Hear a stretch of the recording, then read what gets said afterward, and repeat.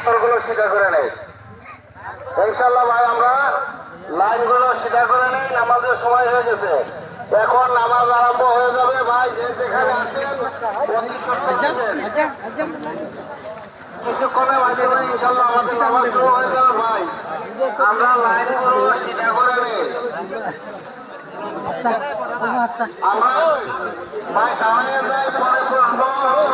আজকে আমরা প্রথম কাতার উঠে যাই। ভাই ভাই প্রথম কাতার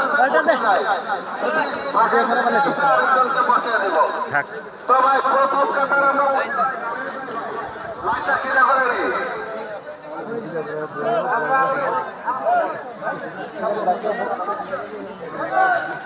ভাই আমরা দাঁড়িয়ে যাই সবাই, লাইনটা সিধা করে নিই। ভাই